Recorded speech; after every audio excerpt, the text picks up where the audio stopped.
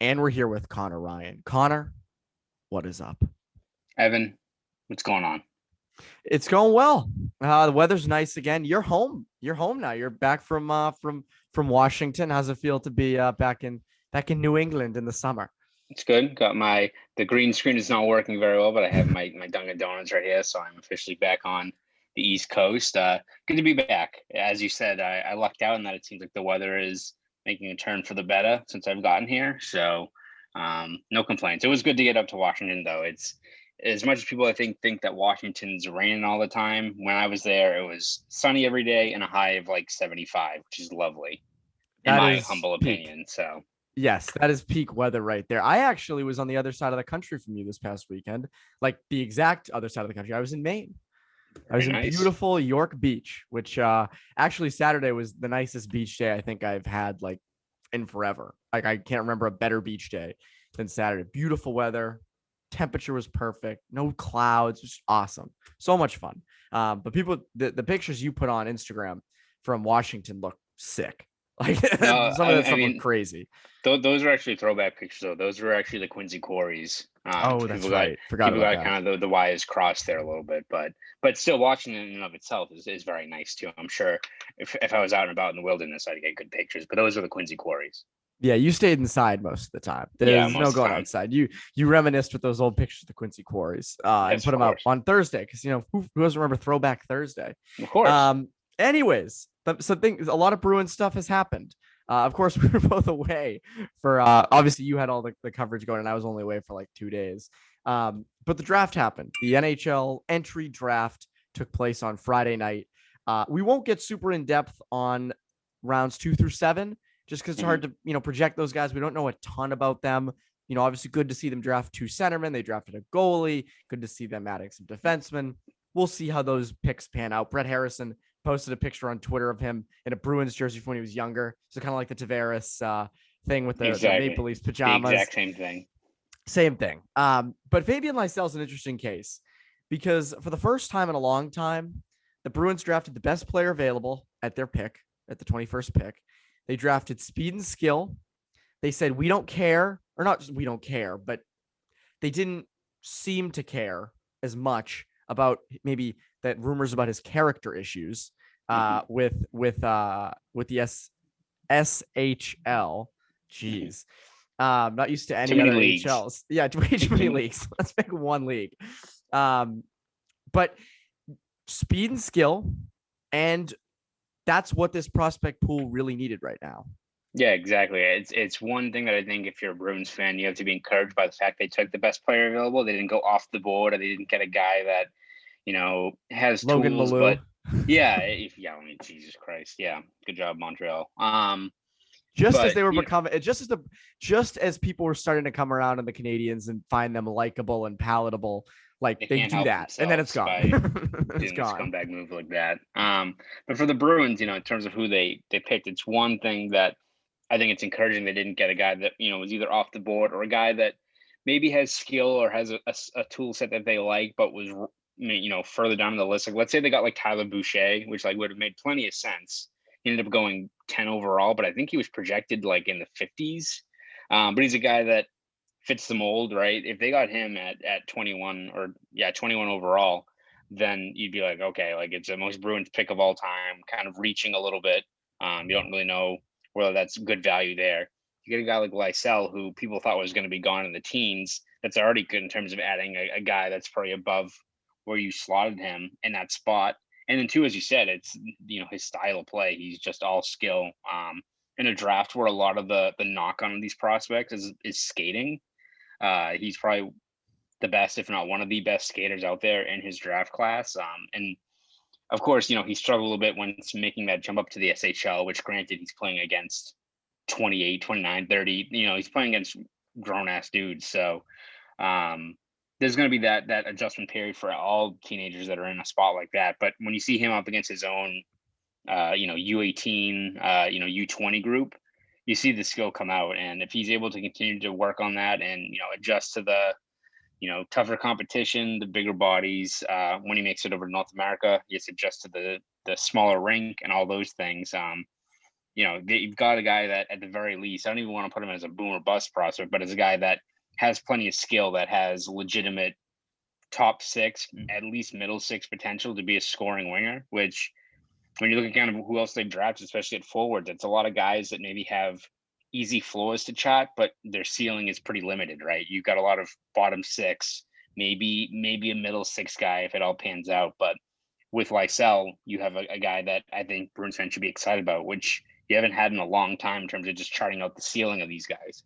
Yeah, I was going to say, not since Vakanainen or McAvoy have they picked a guy in the first round who had legitimate, top potential. And I think it kind of reflects for a long time with their drafting, where they wanted to draft, they knew they had their core in place. They knew they had the Bergerons and the Krejcis and the Charas and the Rasks. They knew it was set in place. You go back to the early 2000s, middle 2000s, especially, or 2010s, not the early 2000s, early 2010s and middle 2010s, where the core was in place and they kind of wanted, guys who you could project their ceiling a little bit better. Whereas now it's, you need to rebuild a little bit on the fly again, and kind of get ready for this after this window ends, injecting some speed and skill into the lineup. It sure seems like Fabian Lysell fits that bill quite a bit. Another interesting thing, I mean, Brett Harrison, again, is another one people like a lot, guy that could definitely project into a full-time NHLer. A lot of people like him, 6'2". So a good solid size centerman from the CHL. Like, finally, I think first time since 2017, they got a guy from the CHL. Not bad. So not too bad. That's encouraging. Draft Canadians. It's almost like they're really good at hockey. I know, and not a lot of no local guys in this one. No local guys. Usually we're used to the local people. Got a BU and BC commit though. So that's true. That is true. I forgot about the BC BU at the end of the draft. As you tweeted out, everything balances out. Yes. Okay, so another thing that happened over the past week was Taylor Hall re-signed 4 years, $6 million per. We expected that. That was not something that surprised many people. We both said, I think on both shows last week, like we expect it to happen very soon. It did. Of course, after our shows ran, but I think on Poke the Bear, we assumed we acted. As if we rolled with it. Yeah, we just assumed it was fact, and it ended up obviously being fact. Now the focus turns to David Krejci. I'll get to Tuukka Rask later in this show because there's some updates with him. But with David Krejci, Sweeney's comments last week were interesting with Krejci in the sense that Sweeney obviously said we're going to respect his privacy. We've been in contact. He's yet to make a decision. But he said one interesting thing, and he said there's no timeline. And my first thought was, why? Why is there no timeline? You have to – signing opens this week for free agents. Why would you say there's no timeline? That's a pretty big piece to not know what he's going to end up doing, because that's your second line center. Yeah, no, I mean, it's right up there with Hall, I think, in terms of, dominoes that have to fall before the offseason really ramps up. He's right up there, David Krejci, in terms of, I think, gauging just how far you think this team can go, because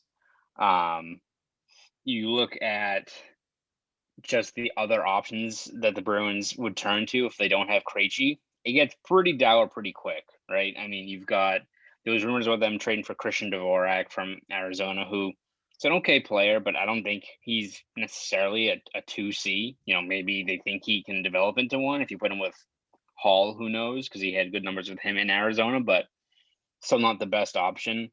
Free agency, probably Philip Danault is the best option. Great defensive player.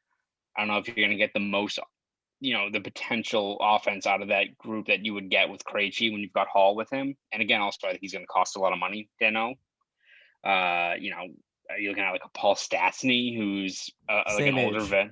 Yeah, who's not as good as David Krejci. So you look at all the options, David Krejci far and away makes the most sense in terms of, one, value in term, which he's probably going to sign a short-term deal at below what he made the last couple of years at 7.25.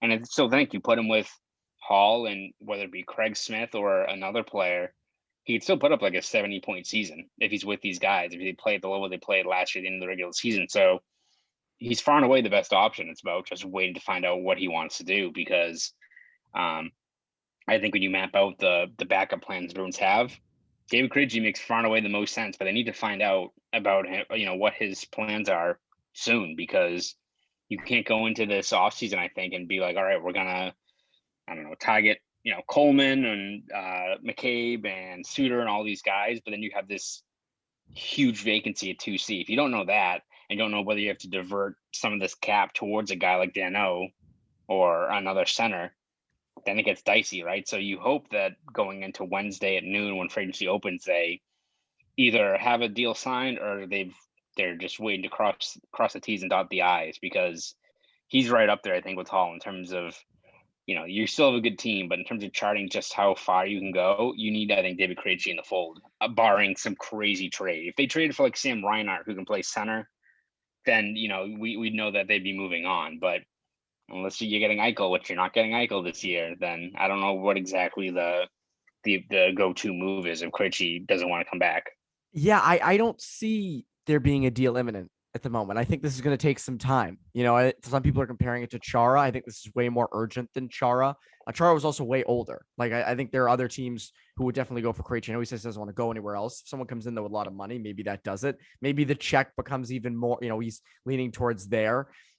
Sweeney's words weren't exactly encouraging. By the way, Riley Nash is a free agent. So maybe Riley Nash, a little reunion with the Bruins. Rekindle that Bruins magic. Get that going again. That seemed to work in 2017-18. But no, I mean, when you look at the free agent crop, there's nobody better than Krejci that you could sign at solid money, or even just better than Krejci in general, a fit that he's been with Hall and with Craig Smith, which makes me think, barring, let's say Krejci doesn't come back, barring there's no big trade, I think because they were so willing to play the kids on defense last year after Chara, it makes me think that they're just going to do this internally. This is not going to be a position that they go out and make a huge trade with. This is not a position that they go out and sign someone. This is going to be a position where they bring Coyle up. They say, we're going to put you with Hall and Smith. We expect more production out of you. And they're going to try Stanika on that third line potentially. And they have Curtis Lazar for the fourth, or they try Trent Frederick somewhere. This is, I think, just going off of what they did on D last year, where they wanted to play the kids, where they wanted to see what they had. If Krejci does leave, that would be the perfect opportunity to see what you have in Stanika, what you have in Frederick. Now, do I agree with that? Not really. I think Krejci needs to be brought back, or you need to have some sort of plan in place to make a trade for a top six centerman, because again, this cup window is closing. You need to bring the band back as much as you can. I don't see Coyle putting up Krejci's numbers. I don't see Stanika, blossoming. Maybe he does. Maybe Stanika does work on that third line. I don't know. But I'm just telling you, given what the Bruins have done in the past, I would not be surprised to see them just play the kids and just completely fill that role internally.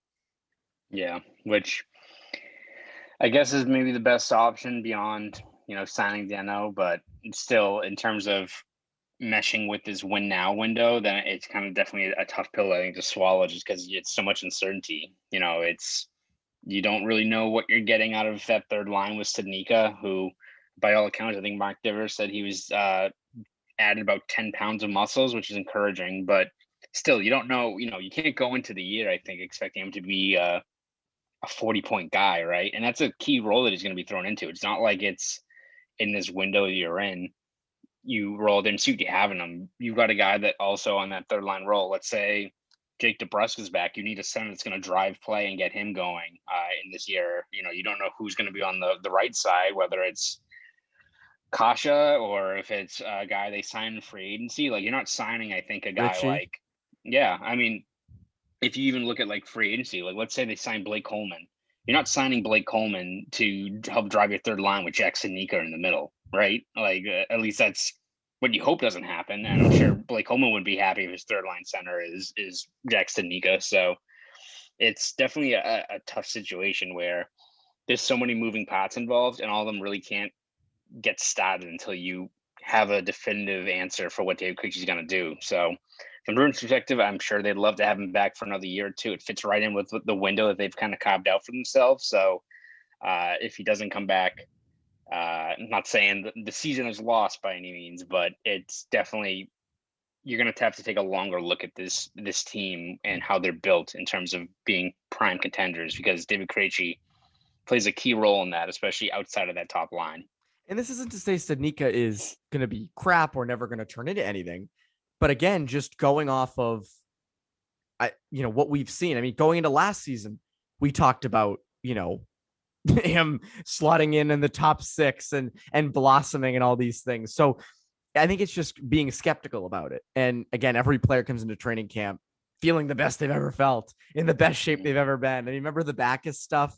Every year it felt like he was kind of, I worked with this coach and that coach, and I did this, and it just doesn't. You need to see what they're like in games. And I don't think it's safe enough for the Bruins. Now, if the Bruins were a middle of the road team, if they were a team that was teetering on rebuild, if this was like the 2015 Bruins, you might say, yeah, try Studnicka at third line. What do you have to lose? Like, go for it. You see what you got. Or try Trent Frederick as your third line center. But I don't personally think that is the route that they should take, especially given the cup window that they have, which is, again, closing fairly fast. So on to other things. One position I think the Bruins definitely will go out and add with. They will not. There's a lot of smoke around top 4 left shot defensemen for the Bruins, and typically when that happens, they're not just doing that. That usually ends up coming to fruition. They make a move there, and I think that's where the moves are going to be made. Especially is going to be on D. And right before we started recording, Alec Martinez re-signed with Vegas for $5 million per. Could have got a lot more on the open market, but likes Vegas. He's also won a cup, or he's won 2. So I obviously, winning a cup is important to him, but I think it's also just being in a good situation, and he has that out in Vegas. So props to him. Secured the bag, happy to be in Vegas, all that stuff.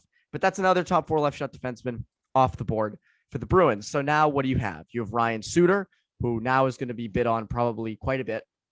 So when it comes to things like these, I feel like the Bruins always kind of go off the board a bit, whether it be a trade with someone, that you don't see coming, like Mike Riley. Nobody saw coming this past year. Charlie Coyle, Marcus Johansson was a target-ish. You can go down the list of guys that it's not really like the most obvious move in the world. And I was reading Sunday night, Elliot Friedman put out a blog about, prior to free agency week, he did some predictions, and he mentioned 2 interesting left shot defensemen that I looked into a bit. And he mentioned how with the Seth Jones signing, which is hilarious, 9.5 million per for 8 years for a team that's not contending. That is unbelievable. And they also gave up, what did they give up? Boquist, 2 firsts, right? Yep, 2 firsts. I think even more, right? I think there's other draft capital involved in it. So I think there was a second as well. It was everything. They gave up a haul, and they paid Jones a ton, which that's a whole nother thing. Again, I don't even think Charlie McAvoy will make that. Like, I wouldn't be, with the way that the Bruins are with signing their own guys, wouldn't be surprised to see him come under. And McAvoy should be making a lot more than Seth Jones. Yes. But with Jones's signing, it's going to lead to the Blackhawks are shopping Nikita Zadorov, who's a big 6'6" left shot defenseman, pretty solid in his own zone. And then another thing Friedman predicted was he predicted that Derek Forbort would sign with the Bruins. Derek Forbort, I believe he's 6'2". He was with the Winnipeg Jets this past year. I think he's a former first-round pick as well, which is nuts. But anyways, 2 names, not exactly the biggest names in the world, which again falls in line with what the Bruins usually do when it comes to little openings like that. I wouldn't be surprised to see them go after either one of these guys. Now, Zadorov you would have to trade for because he's an RFA. But Forbort is a UFA. You just sign him. Forbort is not going to cost you a lot. Zadorov would definitely cost you more. And it would also cost you a trade. I was looking at both of their advanced stats. Now, both were on teams that are not great defensively. Chicago, especially, not great defensively. And Winnipeg wasn't either. Both had advanced stats that would fall last on the Bruins, would not be, it'd be last in every major defensive category. Expected goals against per 60, Corsi for per 60, and high danger chances against per 60. But I do wonder if they came to Boston, if they were in the Bruins system, and obviously the Bruins are a much better defensive team than both of those, I do wonder if those would be intriguing options as top 4 left shot defensemen. Maybe.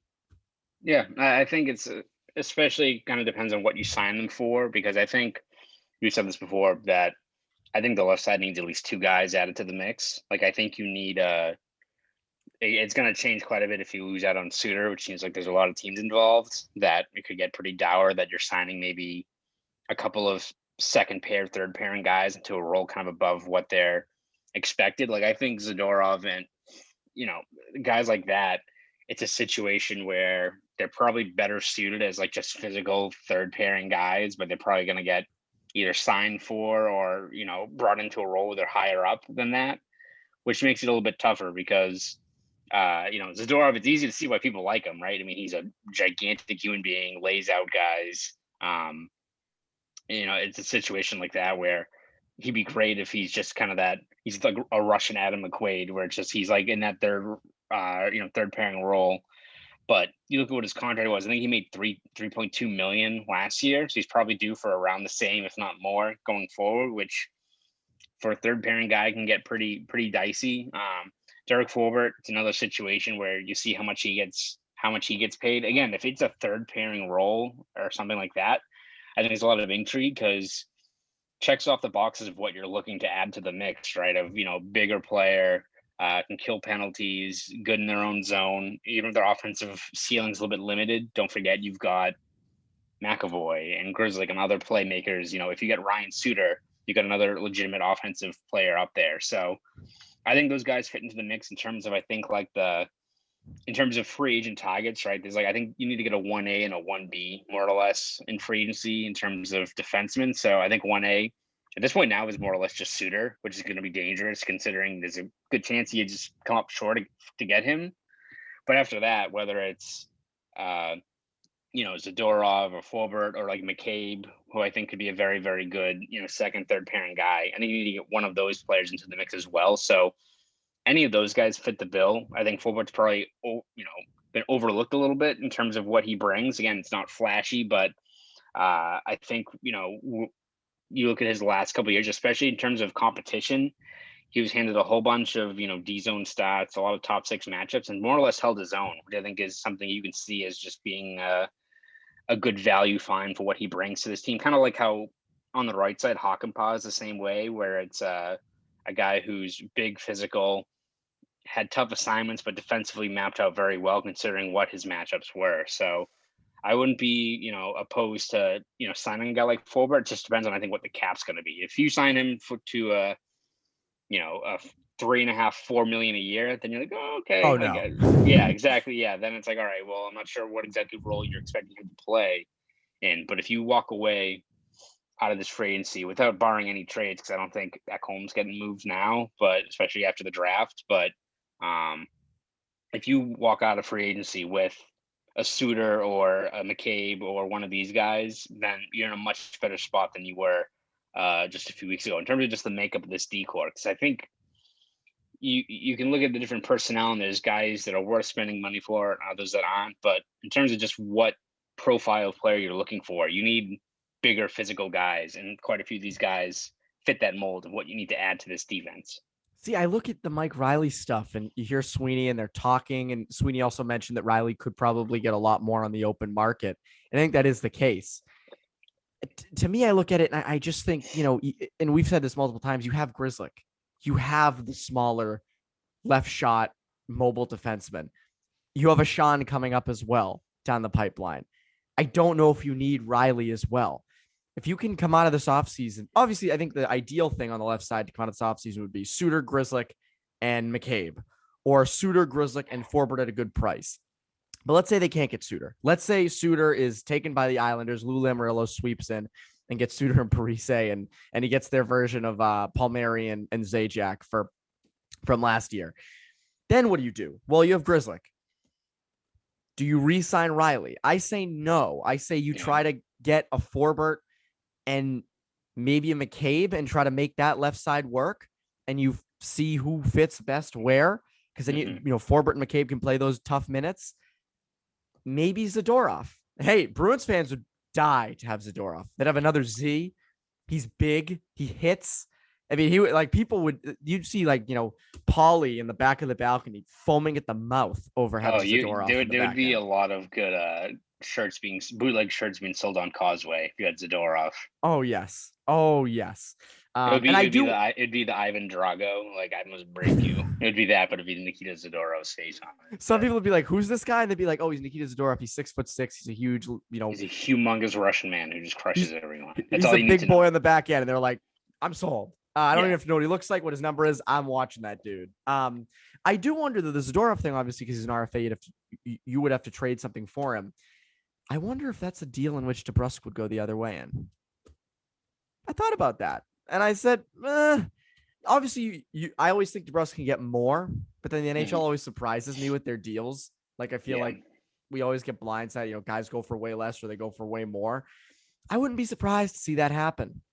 I wouldn't. If that did happen, if they were to trade for Zadorov, I would not be surprised to see DeBrusk be what goes the other way in that. Wouldn't love it. Would not love that. That would be like Krejci, but yes, in terms of an RFA for RFA swap, but yes, I would way rather that be the case. Yes, but I wouldn't be surprised to see that be maybe the asking price. And again, I don't have any intel on that. That's just what I kind of wouldn't be surprised to see. But yeah, I think again, if they could realistically, they can come out of this with 1 to 2, preferably 2 left shot defensemen, whether that be Forbert, McCabe, Zadorov, whoever. I wouldn't hate that. But again, Suter, I feel like, is still the main target on the left side. Before we go, there was another thing Sweeney mentioned, and it's that Rask is just now having hip surgery, which is odd because the season ended, June 9th? Mm-hmm. So it is almost 2 months after the season ended, and he's finally getting surgery. Now, I don't think Sweeney ever explained why he waited, unless I missed that, but I don't think he did. First of all, why is he waiting this long? Which I don't really quite understand why. I mean, I get why he wants to go home and be a human being again and not be confined to like a space in Boston. But I'm just kind of curious why he's waiting so long. And then I want to also kind of get to some options that people have been rumored about or people have been talking about for who could replace him. But I don't understand why he's waiting this long. Yeah, I mean, it could be a whole bunch of different factors. I know sometimes it's when athletes need to go under the knife, it's pretty bang bang in terms of how they're able to schedule some things. But there's also, I think, didn't Chris Sale, when he had Tommy John, have it be delayed quite a bit just because of COVID and being backed up the line. So I think it was. It could be a situation like that where it's things, major procedures are still backed up in terms of the doctor that performed the surgery. That could play into it. I know hip injuries can be pretty tricky in terms of waiting for inflammation and stuff like that to die down. Granted, I don't think it's 2 months worth, but it could be a situation where you have to have that, settle out more or less because he'd been playing for it for, pretty much over a year. So that could be a situation where you have to have the inflammation go down and have it settle before you can kind of go in and dice it up. So again, that's more or less speculation on my part in terms of what, why it took so long. You hope it's one of those reasons instead of willingly let this timetable you're on extend for another month or two, which we'll probably find out once. I imagine once he undergoes surgery, we'll probably get an update in terms of the projected, recovery timeline and, what that's going to be. Because if it's all of a sudden now February, March, then it gets pretty dicey, right? If it's still in that same January, February window, then maybe that was the plan all along, that whether it be scheduling or his overall recovery timeline, then it would make more sense. But I don't think we're going to get a clear picture probably until he actually undergoes the surgery and gets that done. Yeah, so I'm interested to see, as you are, what happens with that. I think we both agree that Swayman and Vladar to start the season is not the move. Again, both young goalies. It's really tough to have both guys be on their game and not know what to expect out of either. I mean, again, Swayman only played 10 regular season games. Looked amazing, amazing, but it's only 10 games. That's hard to completely bank on him for a season. You can say he's the goalie of the future, but to actually have him be the starter on a team that is looking to go to the Stanley Cup is tough. That's just how it works. But there are some interesting older free agent options in net. I mean, again, Halak is officially gone. That is he's not returning. He's not coming back. That has been announced. Credit to Alan Walsh, by the way, for not making a big deal out of it. He just I think he tweeted it or he said it to someone. So not a huge, picture of Sweeney putting a sword in the back of Halak or anything crazy like that. But what is interesting what is interesting is there's one name that's kicked around. He's not even a free agent. It's Braden Holtby out in Vancouver. Vancouver wants to buy him out. And that's one name that's being kicked around as maybe a guy who could come in. And no, absolutely not. No, you don't want Braden Holtby near your team. And we said this last offseason. People were saying this last offseason, and Vancouver went and signed him to 2 years, $4 million per. Awful. And I was looking at the stats last night. Every single advanced it's even worse than you think. It's worse than you think. It's like I thought he was like bottom declining. 15. Yeah. Like I didn't think he was this horrible. And I'm not going to go stat by stat because it's hard to podcast. People are like, this is boring. But you can go down the line, and he's bottom 5 in every stat. Every single stat he's bottom 5 in. High danger, save percentage. Granted, he was behind a shitty Canucks defense. Like I'll give him that. Crappy Canucks defense. But Hellebuck's behind a bad defense in Winnipeg. Thatcher Demko wasn't terrible in Vancouver. Holtby was terrible. Holtby was awful. Like the numbers, if you want to go check them out, go to Natural Stat Trick and look at them yourself. They're terrible. This is not a guy you want, even at $1 million, $1.5 million. I don't care that he won a cup a few years ago. I don't care that he used to kill you whenever he'd play the Bruins. I don't care. He's not good. Stop with the whole, the Bruins are going to, sweep in and get Holtby on the cheap. No, let another team make a stupid decision like that. Like the Canucks getting Oliver Ekman-Larsson's contract, which is also hilarious. Now having to dump Holtby's contract. Yeah, no, I was thinking about this yesterday of the Bruins being interested in that and just broke out into a cold sweat because I know what the argument's going to be is that he's won, so he's better than Rask when Holtby's been a below replacement level player for years now. Like he's been dog shit. So I know that argument's coming if the Bruins somehow get in the mix or there's rumors about it. Connor, he's a winner. You don't get it. He's a winner. Yeah, he had an .897 save percentage his last year with the Capitals, and that's why they replaced him with Vitek Vanacek and Samsonov and all those guys that the Bruins roasted in the playoffs. That was a better option than what Braden Holtby brought them. But if that's a guy that's very concerning, even if they're eating some of the cap, the Vancouver Canucks, and it's a 1-year deal, I don't know how you go into it because then you also run into the mix of is Braden Holtby your replacement for Rask? Like, what happens if Rask comes back? Are you just sticking with him? Like, are you kicking Holtby to the curb? Or, it's one thing to do it if it's like a veteran journeyman like Craig Anderson who's just there for insurance, right?